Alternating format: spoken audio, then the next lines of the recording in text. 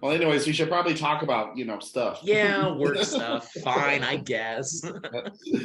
Well, so tell me then about your work with the softball club, or not softball club. What the fuck am I? Soccer, Yeah, soccer you're club. fine. Hey, look, it's all sports. That's fine. Yeah, We don't take it personally. yeah. Insert Um, sport here. yeah, right. It's everything is the same except for this one little bit that's different. Which Control is F. ironic because I study at a sports university and I'm studying sports science, so everything I do is involved around sports. So So if anybody, you know that it's absolutely true. It's all the same yeah, stuff. yeah. Literally, I could pull up papers and Yep, research yep, papers that it's all just the same shit. yep. Absolutely. Hmm. But yeah, for scope. So Brand City Soccer as a club has been it's been around since the late 1990s. It got officially founded from a grassroots program in 2000. Hmm. And it's been in existence, and it's been the one and only queer soccer club in the Seattle area ever since. Um, I moved to the Seattle area actually it'll be 2 years ago in 3 weeks. So it's been a lot of hitting the ground running. I moved up here for work. I also have been visiting the area for a very long time. Seattle is a unique place. It's Yeah, beautiful. It's great. It's expensive, but it's full of the most unique people I've ever met. I do admit, like, Seattle's kind of one of like the top five cities in the U.S. I would want to live if I could. Yeah, it's and right, that list is getting shorter every single year, but it is Yeah. those aspects of I was born and raised in rural Pennsylvania, and then I moved to Pittsburgh, which was Hmm. as big as a city as I never wanted to live in to begin with. Right. And then I got into a career field that took me to Southern California for 14 years, which was entirely too long and entirely not the direction I wanted to go. It's Southern California is great. It's fantastic, but it's a different personality. It's a different mindset. I lived in the LA County area, which is massively huge, and it Yeah. has some of the same issues all major cities run into. Yeah.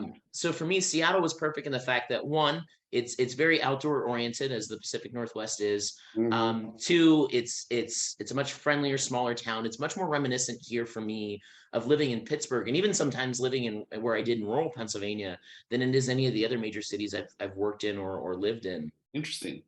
And then for me, I've been playing soccer since I was 4. Hmm. This summer is ironically 31 years of playing soccer. So for me, soccer's been kind of an underlying current of who I've been my whole life. It's been no matter where I am, no matter what I'm doing, it's been a passion that I have Right. from the very Right. beginning. Yeah. And I was lucky enough to get introduced to it as a sport. One, not only in the middle of rural Pennsylvania, which is a different mindset, right? The running joke that we have when you're from the middle of nowhere is the closest you're going to get to the World Cup is watching it on a big screen TV, which is great, and it's mostly true. But it also means that when we learn and when we grow, the focus is more on education and community building and building skill sets than it is competitiveness.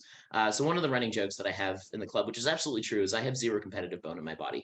I don't care if we're losing by 40. I don't care if we're up by 15.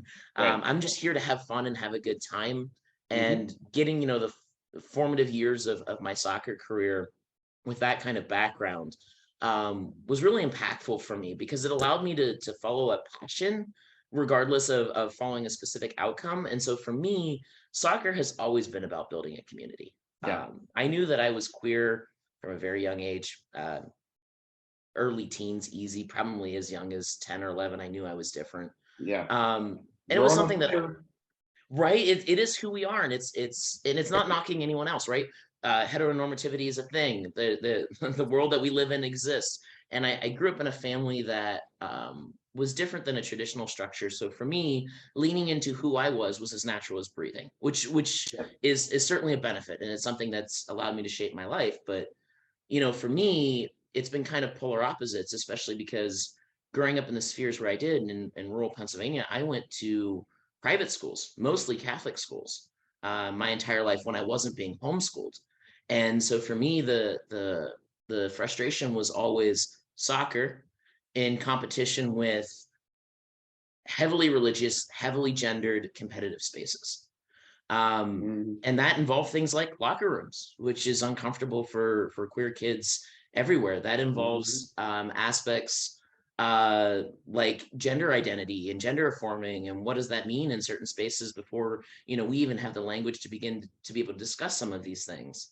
Right. And then kind of like the next aspects of things is, how far can I go in my sport where, again, I'm old, but how far can we go in a sport where I don't see any queer people on television? I don't even see any queer people in media. There's no representation, let alone in sports. And I wouldn't say soccer is more prone to it than less, but one of the issues that we've run into in the soccer space, and we're seeing this more nowadays in male soccer spaces than open soccer spaces, is transphobia and homophobia, right? Yeah. And this Oh attacking yeah. of queer people in what's perceived heteronormative space. And that's one of the biggest, I think, barriers to sports. Sports are treated as if it is a heteronormative space where queer people are trying to function, whereas it is a space of everyone, where there are people of all different backgrounds and diversities. And for the most part, it's people who have fewer things in common than you think, and a Yeah. shared love of sport. It can be the one passion that unites everybody. And so for me, knowing that, and I was fortunate enough to play in college and after college, and then I've been playing on adult leagues ever since. But it's one of those aspects, the more that I went into competitive soccer, the further I got away from community, the further I got away from inclusiveness, the Mhm. further I got away from being able to find peers or being able to find people that I wanted to spend time and aspects of my life with. Yeah. And the fewer representation that I saw, the queer people that I did play with at a college level and beyond were not out. Mm. It's something that if you're functioning inside of a team building space at a very young age, we're taught not to try to highlight our differences because we're trying to highlight commonalities. And for a lot of queer players, that means trying not to take up space. Right. Um, and that really conflicted with me of how I grew up as a child, because the lesson that I got from my father was always uh, space is not a finite concept, Yeah. right? There's no such thing as taking up too much space, because you're not taking away from the next person. Right. So the reality is, how can we challenge some of these assumptions and some of these aspects in formative ways that are developed under like an understanding, and really structure what that is and what that looks like, Right. right? And that aspect is in a space where queer people are trying to play in sports, and realize for most of us, we were introduced to sports at an extremely young age. Mhm. um, and sports were an aspect of how we could identify ourselves, something that we loved, a passion that we could follow, an aspect that we could execute. And to get into adult spaces where we're told we're not welcome, we don't belong, we're the outliers and the exceptions to rules rather than the rule, is very hard for a lot of people. One of the stories I hear most in my sphere, within my groups, and especially with Rain City Soccer, is I got away from soccer for so long because it was so unhealthy for me that the positive benefits couldn't outweigh the negative. And that's Yeah. really what Rain City Soccer does, right? So as a club, we have, depending on any time of active season, anywhere between 12 and 15 teams inside of the club. And those teams are 100% queer players that play in heteronormative leagues, right? Mhm. And that is part of that aspect of giving people a safe space while also functioning in the world of sports at large. So a lot of that is re-educating referees, re-educating leagues, re-educating outside companies and different aspects of Right. things. And then the inverse aspect of that is, how do I want to phrase this? Creating spaces where I know as well as anyone else that the way to create change is not to give queer people removal from a system, right? The other aspect of that is, while also creating a safe space, also challenging the norms the way that they exist. So it's kind of a twofold process. One, I have to create a safe space where queer people can function outside of the negative and nasty rhetoric, especially when we're talking about trans men and protecting trans men, especially in locker rooms, especially when we're talking about trans women and their attacks that are happening on them in sports places all over the world, and the language that is being used around them. Right. And the inverse aspect of that, which is, how do I change the world at large? And as a club, one of the ways that we've come about doing that, especially in the Seattle area, is offering something that we call a skills clinic and offering something that we call a kickabout. Our skills clinics on average are hosted about once a quarter. We're trying to do them a little bit more frequently, but it's a non-funded model, right? So we offer it completely for free, and it's a space where people can come and learn from queer players that have been playing for a long period of time, or former coaches or former athletes who are willing to teach the people basic skills, anywhere from entry-level skills to intermediate and advanced, where they can hit the ground running and learn skills that they can take with them anywhere they want to play. Right. And the secondary aspect, and our biggest aspect, and where I got my feet wet here in the Seattle area, is our Kickabout program. Our Kickabout program is a weekly scrimmage that runs 52 weeks out of the year, and it's a low-cost barrier model. What that means is if you can donate, the money goes directly back into the program. And if you can't, it's free to anyone. Yeah. Soccer has one of the lowest income barriers of entrance into the sport. That doesn't mean that it doesn't exist. For some people, gear, shoes, cleats, jerseys, all of those are barriers where they cannot join a team. And frankly, one of the issues that we've seen is many adults who want to learn a sport as an adult have no way of learning without spending thousands and hundreds of thousands of dollars on coaches or trainings or leagues or preparatory schools that will give them a high-end advanced play, not an entry-level experience like what most of us get as youths. Yeah. And the further aspect of that for Kickabout is, for me, we joke all the time when we do our weekly roundups, there is no queer card. No one is checking anything. And one of those aspects is creating space for stealth players. One of the things that we've noticed is for people who are trans, especially if they're stealth, they don't feel welcome in queer spaces. And they know that they stand out in heteronormative spaces. So those juxtapositions between the two are heavily difficult, because one of the aspects is, how do I create a safe space for someone that their safe space is their own anonymity? Right. And the whole point of Kickabout is anybody who wants to be there can be. And that's our model. Yeah. Before I was president, I actually ran the Kickabout program for the last year. And when I came into the Kickabout program, it was one of our lowest funding models. We were coming straight out of the pandemic. We were struggling to have any kind of, attendance or any kind of consistency that was coming across in any way, shape, or form.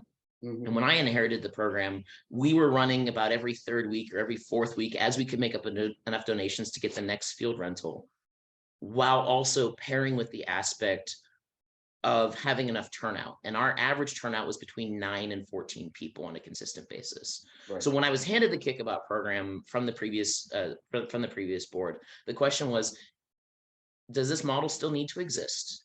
Are the needs for this being answered in other places? And is this a program that we want to continue, or is this something that should be sunsetted? And my response was, I can't do any worse than what we currently are. And not that the job has been bad, but coming out of the pandemic with people moving and people leaving the Seattle area has been, detrimental to us. And as a club for years, it was the same people over and over again, which was fantastic.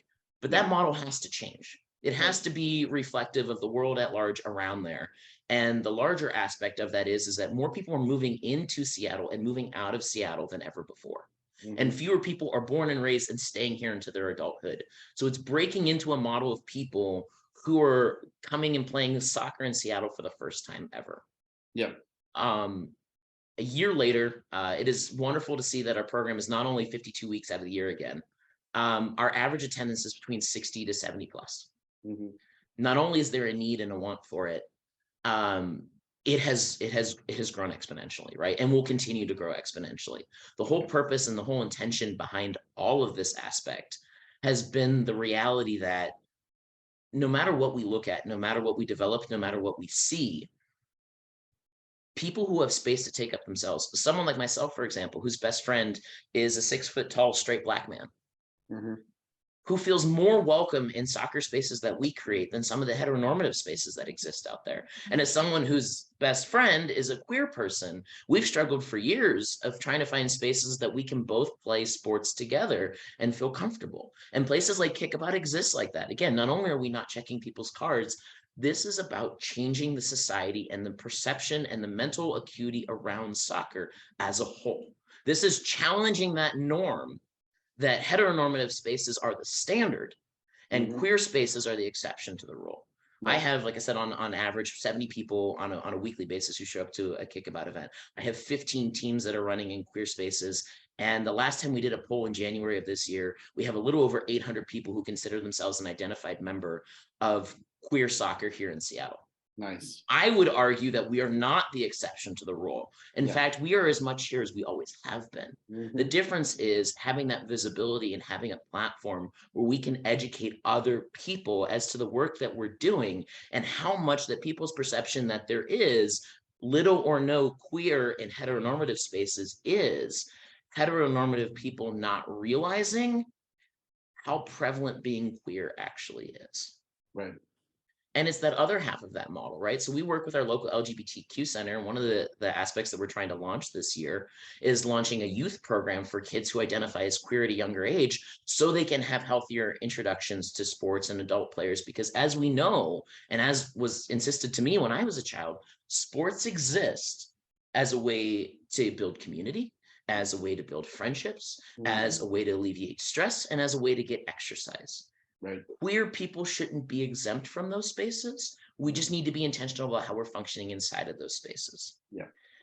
And when it comes to the aspects like kicking out transphobia match, which we're having for our friendly tournament in, I think, 3 weeks now, that's massive and huge for us.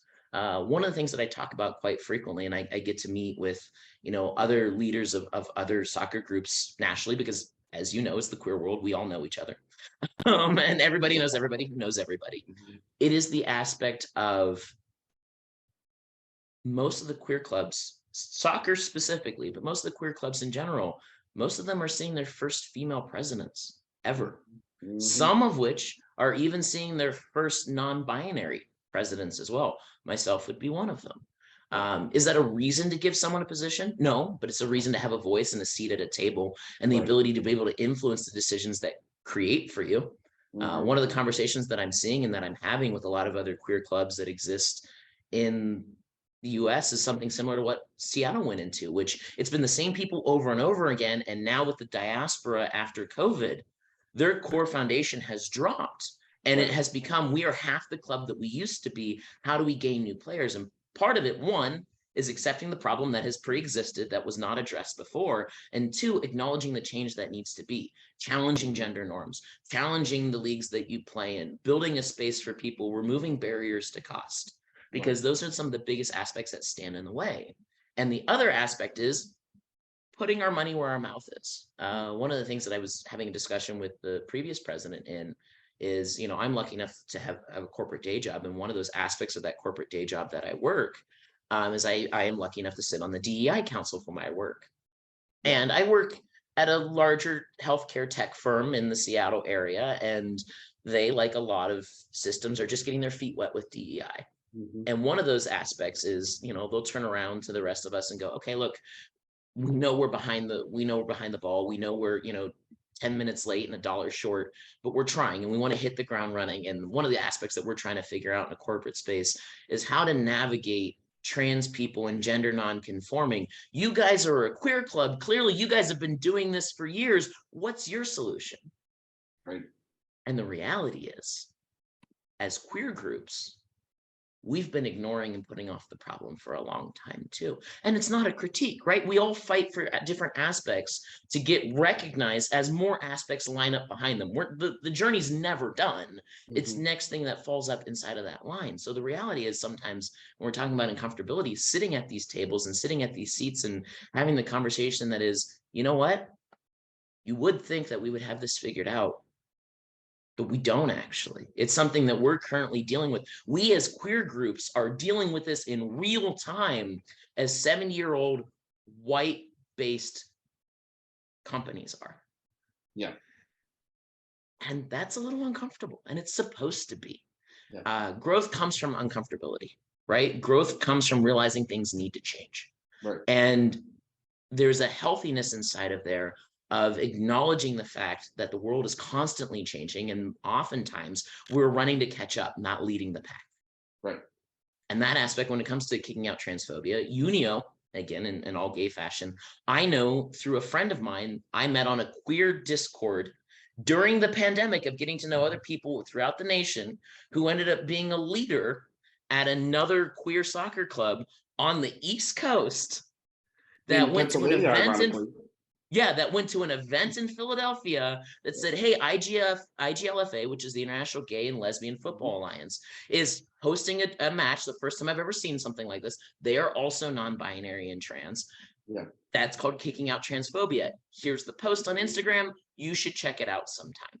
Right. And that's how I got in touch with Unio. And then when I took over as president, how we started the conversation of what our friendly tournament is, what our pride season is, and what we can do as a group and as an initiative to create spaces specifically for trans people and gender non-conforming people and non-binary people in spaces. Unio has been doing a lot of amazing work, and I'm very proud of the work that he's done, and he's done an amazing job, not only here nationally in the US, but internationally in Mexico and Canada as well. And him reaching out and making the effort to make Seattle one of the main locations was, honestly very important to me. I understand how valuable Unio's time and effort and energy is, and how personally and how close to home it hits for me with kicking out transphobia and some of the stuff that we're dealing with in the news and in the media. So our dedication as a club was to offer a Kicking Out Transphobia event that was only for trans players. There's a lot of allyship, there's a lot of support, there's a lot of communal base, but one of the things that I wanted to do was highlight how many people identified as transgender, queer, non-binary, gender non-conforming, not only just in the Seattle area, but in the area at large, because what it does is it challenges people's perceptions of the way they perceive people they think they know, and how people actually show up and want to be shown up in a space. And we said that regardless of however it was 5 people or 600 people, we would make it balanced teams that people could have in play. Currently, we're 3 weeks from the tournament, and people can sign up for the KOT match until the day of. Yeah. And we already have 38 employed and registrants that are engaged. Awesome. There's a lot that you can create when you remove barriers, when you remove a cost model, when you remove a tournament requirement, when you remove a housing requirement, when you remove some of the major funding and the major gender and expectation barriers that exist there. Yeah. It's amazing what you can do when you allow space to be infinite. Right. So really, a lot of what Rain City Soccer has done has just been changing and challenging the norms that we've done before. We've always been groundbreaking as a club. It's one of the things that's most iconic for us. We're one of the few clubs, one of the oldest, but also one of the fewest clubs that don't offer or charge any membership fees at all. There's no barrier to be considered a Rain City Soccer member. Anyone who does is, regardless of whether or not you attend 0, 1, or 100 events that we run throughout the year. It's about creating space and creating community. Our Kickabout program that I was telling you about that runs on Sundays, it has not only become so large that it is now on teams and gets broken up every week for the number of players that are on the field. It has such a big following that we now have a craft circle and a card circle and other queer clubs that people are in, because life is intersectionality and queer people are deeper than just one thing.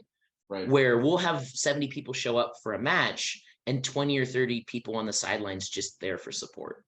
Yeah. It's amazing what we do when we lean into the community to show up for themselves. Exactly. Really, like I said, that's been the model. I was having a conversation with one of the presidents of one of the other queer clubs here in the California area. And she's like, just, what is the one thing that we need to do to change everything? Toss out everything you've done before. Yeah. Try something. What's the worst that happens? Well, and it's interesting too, because you look at organizations like, all these LGBT sports organizations that have existed for years. You're doing the exact same thing that they did in the beginning. It's just, instead of gay and lesbian people, now it's, turning trans and non-binary and queer people and other things like that. But it's still fundamentally the same mission as always, And now it's just evolving to a new generation and saying, okay, what are the needs of this generation? And now how can we, adapt our structure, adapt what we're doing to make sure that we can build upon this inclusivity, build upon this mission, and make sure that what we're doing is having an impact. Yeah, it is easy to make something easy, right? It is very hard to make something simple. Yeah. Simple has a lot of cogs, has a lot of wheels. one stands the test of time, the other one doesn't, right? It's kind of that concept like when people want to do grassroots, they come in, they burn really high, really hot, really fast, and then the rest of the world continues, right? The hardest thing is persistency. And that was kind of the conversation that we had around, Kickabout, around our teams, around everything. I'm not interested in making the numbers look good. That will either happen or it won't. What I'm interested in is offering consistency, our friendly tournament, our pride season, our kickabout, our skills clinics. When people can predict when they are, when they can be consistent in something that people can plan for, they can attend, they cannot. Yeah. The 70 people that I have show up isn't the same 70 people every single week. And thankfully, because otherwise it'd be 150, 200, 250. People Right. come and go as they like. It's giving people the space to take it up in whatever way makes sense to them. Right. That's that kind of intentionality, right? Because I think one of the things that has been largely lacking in queer sports spaces and in queer spaces at large is the ability of intersectionality, that people can be deeper than just one thing. Yeah. That someone like you and someone like myself who have a million things going on and a million different plates, I don't have to want to set one down to pick up others. Now, Right. consequently, if you're the president of a club, you do. You Yeah. do have to set some of those extra passions around because it does become a little bit of a full-time job running and maintaining and managing all these aspects. But it shouldn't be for every member inside of the club. The transparency that should be, here's our events, you are welcome to any of them that you can come to. If there are ones that you see that are a cost model that are too expensive for you, reach out to the club and we will get it funded for you. It's removing Right. those barriers, right? Right. And I mean, a lot of these barriers, the LGBT community is very, they're guilty of this too. It's saying, okay, well, we want to categorize people into specific sets of identities. And now all of a sudden you have these like, what they joke about, like, oh, the 300 genders on Tumblr or whatever. But it's because people are saying, hey, I don't fit within these categories. My identity in the way that I define it is unique to who I am as an individual, right? And a lot of people, are finding out that, hey, it's hard for some people to understand. Well, I can be gay, but I can also be non-binary, but I can also be, all these other things. And but it's at the same time, to express that doesn't mean you have to try and justify and define it. And so by saying, you know what, well, we're not gonna even bother, like you said, we're not gonna, be checking anybody's cards at the front door and saying, well, you have to be one of these letters of the acronym in order to come in, and just saying, hey, we're not, compartmentalizing anybody. We're not categorizing anybody. We're just here to play some soccer. So come in, learn how to play some soccer, and remove all these other barriers that might limit somebody or might make them hesitant about joining, and just saying, hey, let's all just come and, be together and play some soccer and have fun and, do whatever it is that we're gonna do. Yeah. Sorry, I'm have a work email. My apologies. But yeah, it is that aspect of, can we really make it that simple? And that was in, like I said, I had a meeting with I think 4 different soccer presidents through Unio Mhm. about a month ago, because they were trying to, other clubs are trying to do like a kicking out transphobia model. And one of the things that the conversation of, and I love like, oh, look what Salem's doing, like this is what Salem Marine City Soccer is doing, you should do that. Right. And in that meeting, people are like, was this possible, is this doable, is this achievable, is this executable? And the answer is, how badly do you want it? Yeah, it, that's what it's sports how is. how badly do you want it? Because rebuilding a model is hard, right? If you're someone who's been running a club for 10 years and you're used to doing 2, 3, 4, 5, 10 hours, 15 hours a week just maintaining, are Mhm. you willing to double or triple your time to reinvent the whole thing? And for the Exactly. record, it's valid to say no. Yeah, I've heard rumors that it's valid to have healthy boundaries. I don't know what they look like, but I have heard those rumors, right? It's boundaries. What's that? right. I'm way too queer for that. Yeah. But it is that aspect of, that intersectionality. And I was having this conversation with, um, there are a lot of younger people in our group and in our area that have become leaders, have wanted to step up, have wanted to show up in spaces. And it's interesting for me because as being a person, who's 35 and queer, I connect a lot with people who are older than me and also people who are younger than me. And I feel like I know what I'm doing until right about 5 minutes in, when an 18-year-old goes, actually, we talk about it this way.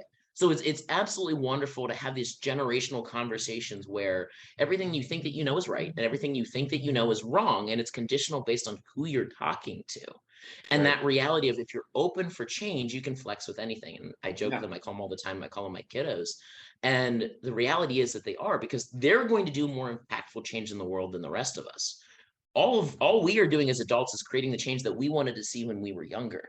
Yeah. And when there's other people who are younger than us, their younger was a different age and a different scenario and a different series of hurdles that they're trying to overcome. Hmm. And one of the things that I was talking about with one of my kiddos was, they're like, I have a friend of mine that, just came out and says they identify as lesbian and non-binary. And they're like, I'm really struggling with that because, non-binary implies that I don't exist within a gender space, and lesbian implies that I do. And, I'm just trying to wrap my head around it. And I said, well, first of all, welcome to being an adult. You're going to try to spend the rest of your life wrapping your head around things. And as soon as you Right. figure it out, you let me know, because I Hmm. guarantee you I'm not going to figure it out before you do. And Yeah. second of all, who does it hurt? Yeah. Who does it hurt? If someone's willing to have a conversation around, right? There's a fine line between someone saying, this is how I show up in a space and this is how I show up in the world, and other people are different, right? And then there's the other aspect of what I'm doing is challenging what you do. Hmm. Right. And I think what a lot of people is, and what a lot of that we run into in queer spaces, is a little bit of gatekeeping. Well, this is this, and this is how I define it. And I'm only happy when the box is completely shut and covered and nobody ever cracks it open and destroys things. And the younger generation is, well, what about? And I think that is the healthier dialogue there, right? I think that is the healthier discussion. I think Yeah. that's the healthier mindset of things and aspects to things. And it's the reality of, it's not about changing anyone else's perception. It's using the best terms that you know of, or maybe that you're comfortable with, that define who you are yourself and what they might mean to the space as a whole. Because someone who is identified lesbian-ish for mostly my whole life, here's the running conversation I've had with people. I know who I am my whole life. I'm still waiting for the words to catch up for it. Yeah. Right. And it's that aspect of lesbian worked fine because it was really an assumption of how people saw me, and it was how I wanted to navigate spaces. And being non-binary didn't change that. It did change some of the spaces we're welcome in and not welcome, because transphobia and homophobia is not limited to heteronormative people. Yeah. And the other aspect of is, as someone who's non-binary, some people who are non-binary identify as trans, some Yeah. people don't. Yeah. I've had some kiddos that have come up to me. They're like, identify as non-binary. I want to get top surgery. I want to go on hormones. I don't want to identify as trans. They don't. Yeah. You're not required, because someone else labels them for you does not mean that you're required to label them for yourself. It's subjective, it's all about like what do you identify as? I'm a big proponent of, you meet people where they're at, not where you wish they were. Yeah. Right? If this is the language that you have and this is as far as you can go, I can meet you there, because God knows if we're going to wait until you can meet me, I'm going to be waiting a really long time. Right? That's that anxiety. That's that unmet expectation. Right. And for me in sports psychology, because I've done a lot of lectures and I've done a lot of workshops on a lot of various topics, but the one consistent like take home that I always have, regardless of what it is, it's all about adaptation.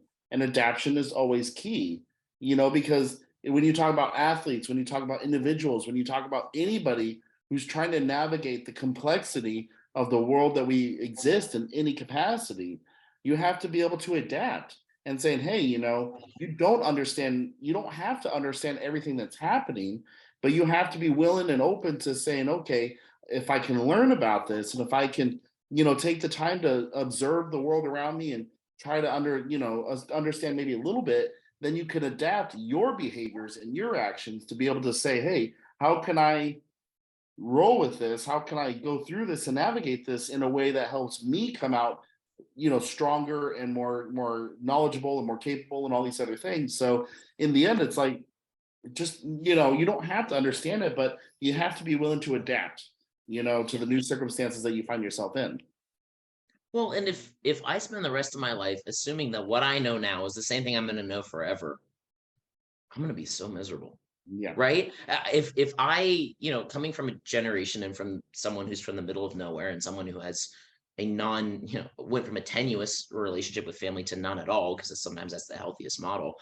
If my options are that or something else, I will choose something else, because I would rather be comfortable in discomfort than double down and insist on the fact that there's no growth for me. Like I said, my dad was a huge influence in my life from a very young age, and I was lucky to have him. He passed away when I was in high school, but I was lucky enough to have him for as long as I did, and it was one of those aspects, being a rural kid, being a kid who grew up around farms, being a kid who grew up in the middle of nowhere, one of the running jokes from my parents is there's never nothing to do, which is true. There's always change and always things that you want. And if you want to change things and you don't see it being done, then it is, right. If you have the knowledge, then you have the responsibility to make something come to fruition. But the other aspect is, my dad was always a big fan when I was a kid. You don't know enough to be bored. Yeah. You're not privileged enough to have nothing to do. You can find you something to do, or I can find you something to do. And that's really how I think we should chase passions, right? Mm-hmm. If you're going to spend your downtime, your free time doing whatever you want to do, which is what most of us do. Now, how much free time we have is a limited concept. But if you're being intentional with it, whatever kind of intentionality it looks like, what does that look like, right? What does that execute as? What is that structured for? Right. And that's that aspect of, execution with no goal is just trying things over and over again until you find something that works. And that's really the model that we're on right now. The model that I have for Rain City Soccer is that we're not modeling anything. We're just trying things. Well, and I'm not afraid to fail. Well, and you're kind of like leading the way for a lot of, because a lot of these clubs, like you said, there's not. It's still a new thing even for LGBT sports clubs. Yes. So you're kind of you're leading the way here of saying, okay, well, we don't know what to do. We don't know if this is the right action or the wrong action, but we're gonna try it and find out, and then from there decide, okay, what's the next step, and then go from there. So you're leading the way in this regard, and you're helping to set this example, for other clubs in the future that might want to say, hey, we need to figure this out ourselves. So then they can look at what you're doing and saying, well, okay, here's what they did. Then how can we, learn from that and use that to adapt to what we need and go on from there. And it's great that you say that too, because you know, I know that like, with you and Unio and a lot of the like it's been happening a lot in soccer, but I've also seen this happening in hockey as well, LGBT ice hockey, where there's teams and clubs of all trans and non-binary players that are not just teams, but now they're competing in tournaments with other fully trans and non-binary teams. So it's slowly starting to kind of find its way in various sports and things like this. So it's a lot of like there's a need for this in the community, there's a want for this in the community and a desire for it, and it's not just about making those spaces, but also saying, hey, we as trans people, as non-binary people, as people that are typically excluded from these kind of spaces for all these reasons, now they're starting to say, well, we want to do these sports, we want to be a part of this, we want to have access to the benefits of sport in our own way. And so we're going to make it a reality for us, and we're going to create a space for us and make it so that we can exist in this space as well. And so it's really nice to see that now this is really picking up that momentum, and a lot of people are trying to find how to make this work for them in the moment that we exist now. Well, and I think you touched on it perfectly. So ironically, one of my best friends and a very close friend of mine are actually on the board for Seattle Pride Hockey and Seattle Women's Hockey Club. Yeah. And we have discussions on this quite frequently. One of those friends also I know from work as well. And we have a lot of, again, intersectionality. And one of the conversations that we have quite frequently is the irony is not lost on us. Yeah. That the sports that have been known for our lifetime in our childhood as the most transphobic, the most homophobic, the most genderphobic, the most non-white phobic are some of the ones that are creating some of the biggest amounts of change in queer spaces. And one of the reality is, if you want to create intentional change, you have to challenge all the existing norms. Yeah. Which means if there is a lifetime of existing norms, you can't just knock one down, you have to knock them all down. Right. That is that aspect of and this is the conversation I was having. So our previous president, Andrew Cotta, who is great and fantastic, and I love him to pieces. He's absolutely wonderful. He's like, and I love his intentionality. He's like, I'm a gay man. Like, what do I know about it? I'm like, I'm a non-binary person. What do I know about, right? Your assumption that I know, like, right? It is breaking down You those think I know barriers. more than you? Like, no thanks. Right. Like if first of all, I screw up my own pronouns, let alone anybody else's. Yeah. Like, right. It's resetting those standards. But the other aspect is I'm not afraid to get it wrong, and I'm not afraid to get it wrong publicly. I Yeah. screw up way more in public than I do anywhere else. The difference is I will hold myself conditionally required for what should be in that space, apologize and acknowledge it.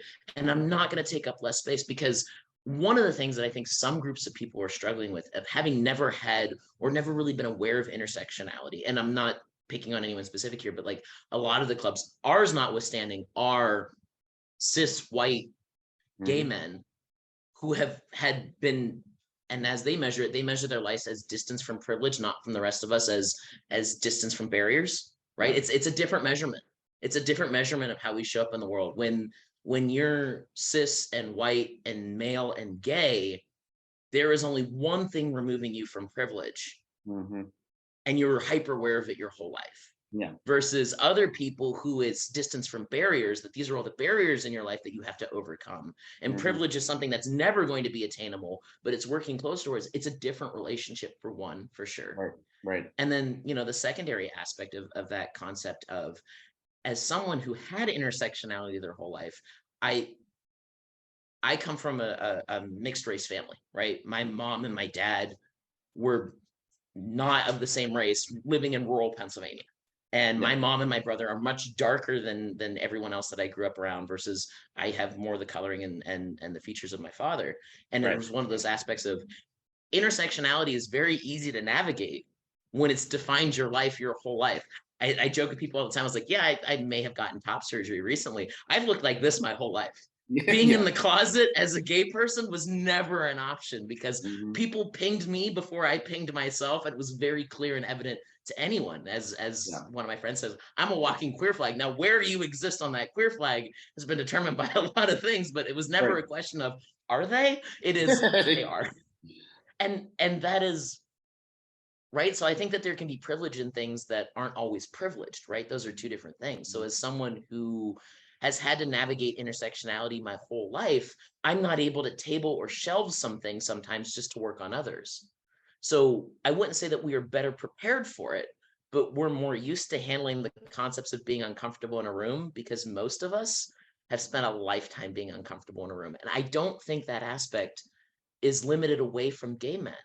I Yeah. don't think that at all. I think a lot of them, the good ones, the kind ones, the intentional ones, are so afraid that they're speaking for everybody that they don't want to talk at all. And Yeah. that's really not how it works, right? That's that intentionally taking up space again. Yeah, and it's kind of interesting because I've recently kind of had that experience myself. Interestingly enough, like, and I've been, the work that I'm doing with Compete and like, interviewing, like I've learned from so many people, but I also, among the bajillion things that I do, is I'm the head coach of the competition group of a LGBT swim team here in Cologne, Germany.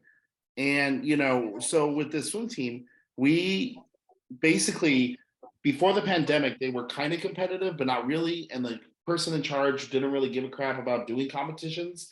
But ever since we came out of the pandemic, the coach that they had was like, had been there for 15 years and was basically burned out and was just ready to move on. So he moved on, and I slowly started taking over with with another swimmer who was very motivated to coach, but he doesn't have a lot of coaching experience or knowledge. So he asked me to help out, and I was really getting involved in it.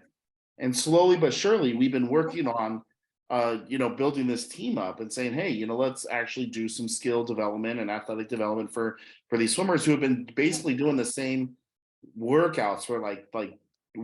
way too long. And a lot of these swimmers, we started to kind of build them up and now say, hey, let's do some competitions. There's some competitions coming up. Let's do it. And a lot of them were getting really excited about it because they've never done competitions before. And we had one swimmer who just recently underwent top surgery, and I knew this person before, and Yeah. then they I and I knew them, but I didn't know anything about like their identity or anything like that. I just knew them as who they are. And then they disappeared for quite a bit of time. And then all of a sudden I see them back one day, and I'm like, something's different about you. And it's like, yeah, they just came back from top surgery. And we were talking, and this person he was really excited about doing a swim competition, but the issue of, okay, well, he's trans, so and he's never done a swim competition before, so we have to navigate the German swim structure, the swim infrastructure about, okay, do we, how do we make sure that he's in the proper gender category? What are the rules, all that stuff like that, and so for me, I had to, we were having some issues because the queer competition that we were attending, it was an LGBT focused competition, had a third gender category offered Yeah. for anybody who wanted to swim in it, but unfortunately, the sanctioning body only offers male and female gender categories. So anybody who swam in the third gender was not like, they could swim and they could compete and they could win medals, but they couldn't do relays. They couldn't, unless we had unless we had like a full relay for that gender category. And so I was like, at first we are like, yeah, you can do the third gender category, but then it was like, well, you can't do relays with us because we don't have enough people in the third gender category to do relays. So it's like, well, just sign, just said, well, just sign up for the men's division. And if anybody really asks questions, like, okay, I guess we'll just handle that as we go. But just, the American attitude of like, just do it and ask for forgiveness later. And I was like, let's just do that and see what happens. But at the same time, like, I had to kind of be the outspoken advocate for this person. And if something were to come up at the meet or somebody were to start asking questions, I would have to be the one to say, hey, I'm kind of have to feel this here because the swimmer doesn't know really to navigate the politics of swimming, but then swimming doesn't know how to navigate, trans and non-binary issues as well. And for me as a cisgender, white, gay male, that, like you said, maybe it's not my place necessarily in a lot of aspects, but in this case, it would be something where, okay, I'm able to kind of represent both sides of this here to say, well, how do we navigate this issue? What are some of the things that might pop up that we have to deal with and hit from there? And but in the end, ultimately, it actually ended up not even becoming an issue at all because nobody really gave a crap. And for this person, I mean, it was their first ever competition, so they weren't exactly like going and sweeping all the gold medals and all this stuff. It was just like, yeah, nobody, I think, even noticed at that point. Yeah, no, I totally get that. I understand. And again, I hate to give you a hard time. I have a hard stop at 10 that I got to go jump off to because I got a couple I mean, meetings. we've been like, we could chat on forever about this stuff. Oh, and I want to. I will hold you to that. Like I said, I know both of our schedules are absolutely nuts, but yeah, please, this is an ongoing conversation that I'd like to have because I think you're absolutely on point and on track for it. Is that aspect of there's so much that can be talked and discussed here, and I think as long as people pretend that they're terrified of the conversation, we're going to have the problems that we have. So yeah, absolutely. But Dirk, Well, it was absolutely a pleasure. yeah, you as well. And what I'm going to do is I'm going to edit this video a little bit, like to kind of cut Sure. down on the banter that we had, like in the beginning and at the end. Yeah. But I'm going to post the interview on Compete, and then I'm going to transcribe it into an article. But then what we can do is later on, especially as maybe we get close to the tournament or after the tournament, let's do another one and follow up to talk about how did it go, blah blah blah, and share all about that. Because I mean, I'm all about. I've got the platform, so I want to promote and put the word out there as much as I can. So anything I can do to help, let's do it. Or if you just want to like bullshit for an hour or two and whatever, I'm always up for that too. So yes, absolutely. off the record, no recording, nothing like that. I don't care, but yeah, absolutely. No, I very much look forward to it. Like I said, let me know, but absolutely, I would appreciate that. Fabulous. Well, you have a great rest of your day then. You too. Enjoy your evening, and I will chat with you soon. Sound good? Sounds good. All right. Bye. Bye.